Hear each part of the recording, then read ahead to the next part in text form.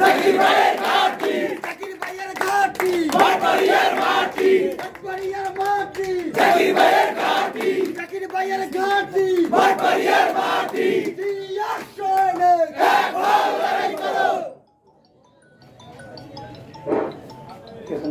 বিসমিল্লাহির রহমানির রহিম।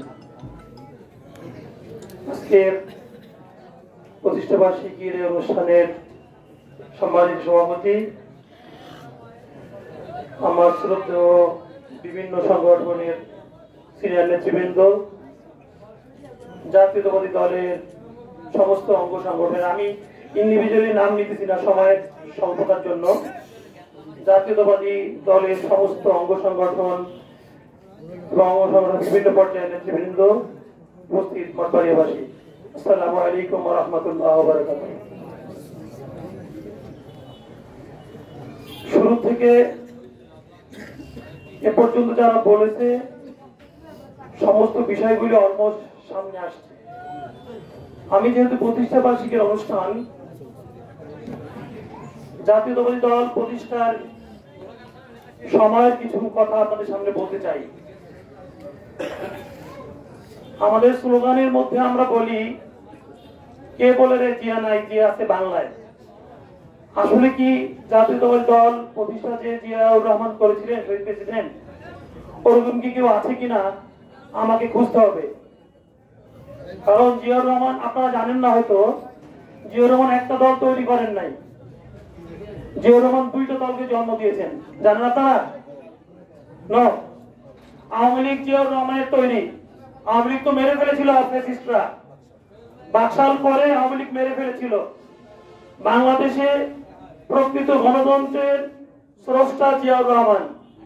শহীদ প্রেসিডেন্ট হাত ধরে যেমন বাংলাদেশ জাতীয়তাবাদী দল তৈরি হয়েছে, সেম বাংলাদেশ আওয়ামী লীগ, যেটা বলা হয় আওয়ামী লীগ, পুনর্জন্ম হয়েছে শহীদ প্রেসিডেন্টের হাতে, যেটা আওয়ামী লীগের এই ফ্যাসিস্টরা এখন অস্বীকার করে। ওরা এরকম একজন মানুষ সম্পর্কে ওদের ধারণা নাই, যারা ওদেরকে জন্ম দিল তার সম্পর্কে ওরা বাজে মন্তব্য করতে ওরা গত 17 বছর ছাড়ে নাই। আমরা প্রত্যেকটা মুহূর্ত, প্রত্যেকটা সময় আমরা জীবনের আশঙ্কায় থাকতাম, প্রত্যেকটা সময় আমরা অন্ধকারের মধ্যে থাকার মতো অবস্থায় থাকতাম। প্রতিষ্ঠান লগ্নে আজকে 46 বছর পরে আমরা বলতে চাই, আমরা যাতে যে স্লোগান আমরা দেই, কে বলে রে জিয়া নাই, জিয়া আছে বাংলায়, আমরা প্রত্যেকটা মানুষ, প্রত্যেকটা কর্মী আমরা বলি জিয়ার সৈনিক এক হও। আসলে জিয়ার সৈনিক এক হও মানেটা কি? আমাদেরকে জিয়ার, শহীদ প্রেসিডেন্ট জিয়াউর রহমানের ধারণা, যে ধারণা থেকে জাতীয়তাবাদের যে সম্মেলন থেকে এই দলের প্রতিষ্ঠা হয়েছে, জাতীয়তাবাদের যে সমষ্টিক ভাবে সবাইকে সম্মিলিত করার জন্য যে দলটা প্রতিষ্ঠা হয়েছে, যেখানে কোনো অন্যায় থাকবে না, যেখানে কোনো অত্যাচার থাকবে না, যেখানে কোনো অনাচার থাকবে না, ন্যায় প্রতিষ্ঠিত থাকবে, ওরকম একটা ধারণা থেকে জাতীয়তাবাদী দল প্রতিষ্ঠিত। আমরা কি বলতে পারি আমরা সেই জায়গায় কতটুকু আছি, বা কতটুকু আমরা এখন পর্যন্ত সেই জায়গাটা মূল্যায়ন করতে পারছি?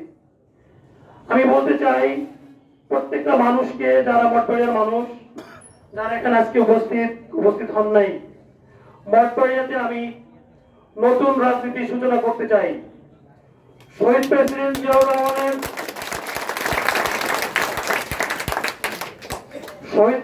জিয়াউর রহমানের একটা উক্তি,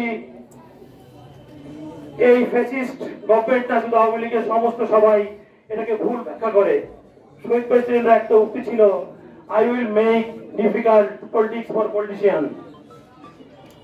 এখানে পলিটিশিয়ান বলতে শহীদ প্রেসিডেন্ট তাদেরকে বুঝিয়েছিল যারা দুর্নীতিগ্রস্ত, অত্যাচারী এবং জুলুমবাজ, তাদের জন্য পলিটিক্সকে শক্ত করে দিবে, এটাই উনি মিন করেছিলেন। আজকে আমরা এটাকে ভুলভাবে বলি।